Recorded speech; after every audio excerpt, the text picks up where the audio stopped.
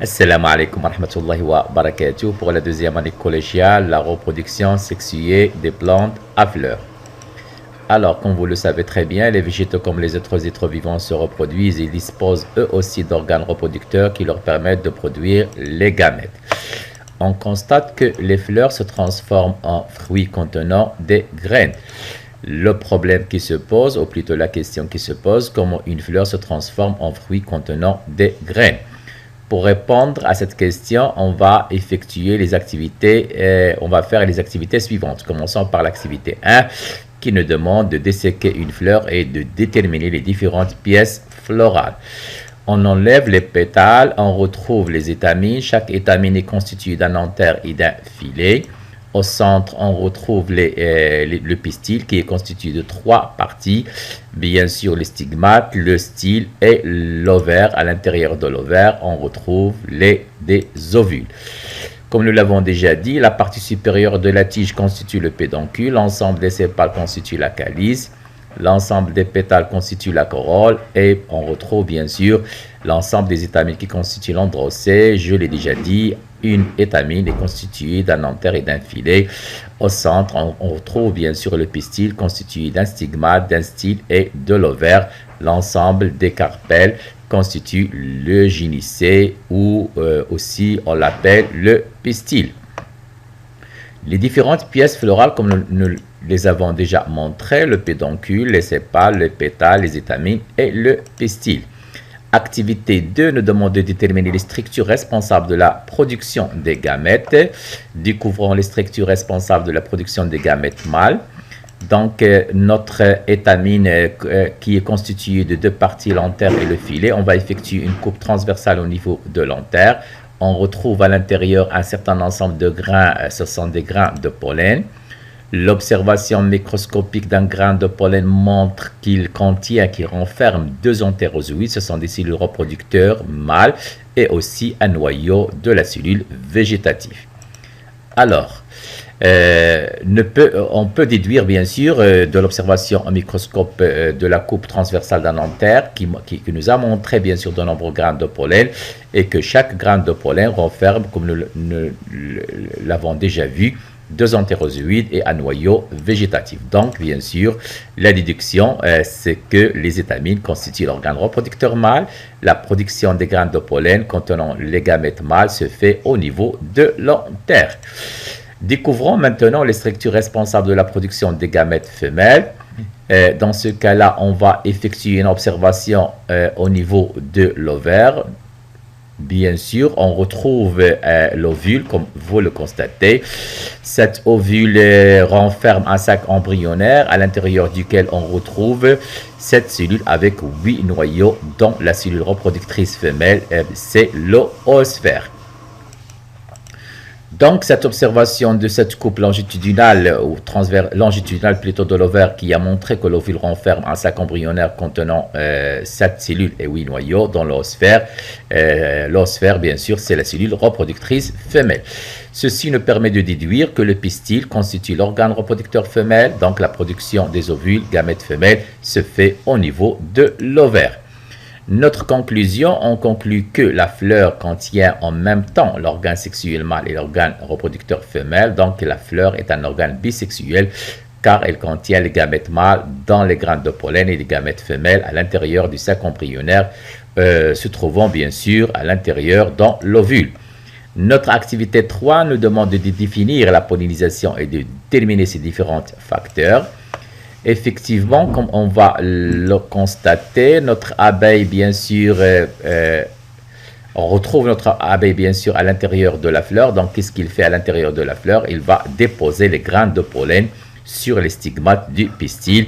Ceci, bien sûr, constitue ce qu'on appelle la pollinisation.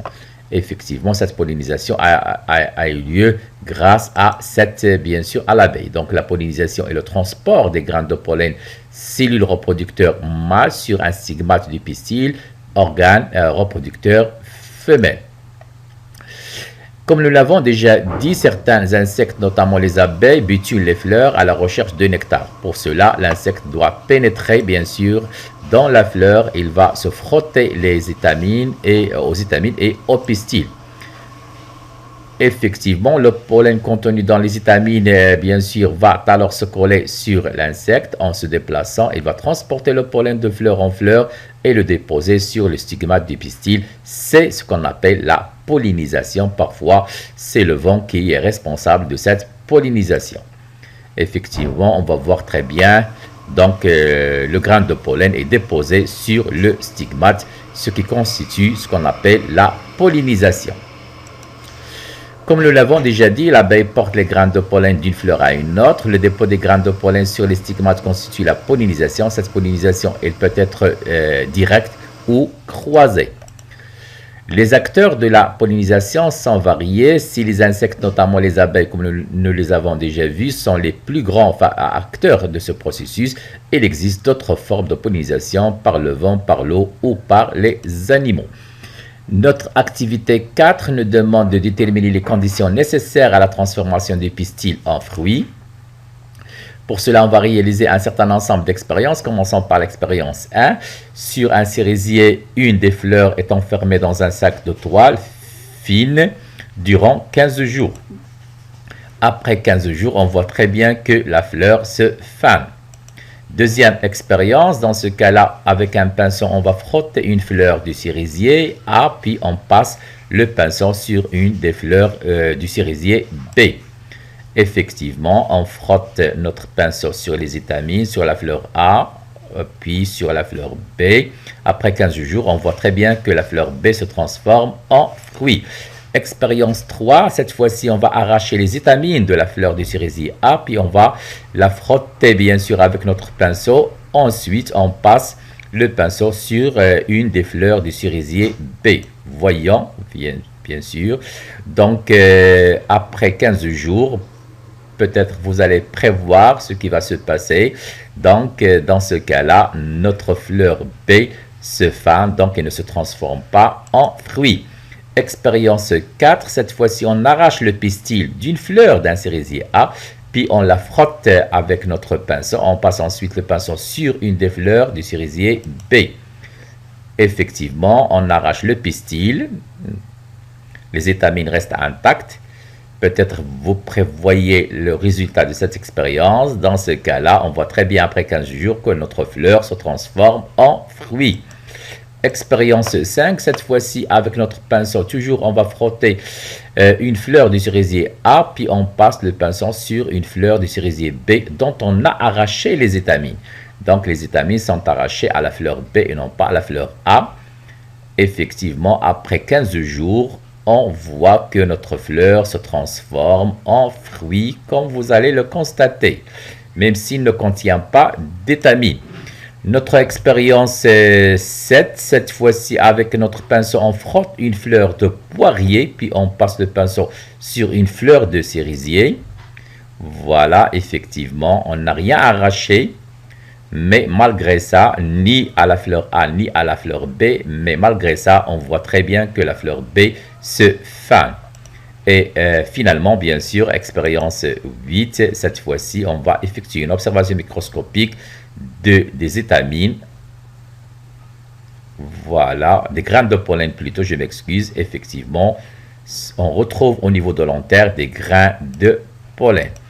Notre conclusion, donc la transformation des pistils en fruits nécessite la pollinisation, c'est-à-dire le dépôt des grains de pollen sur les stigmates.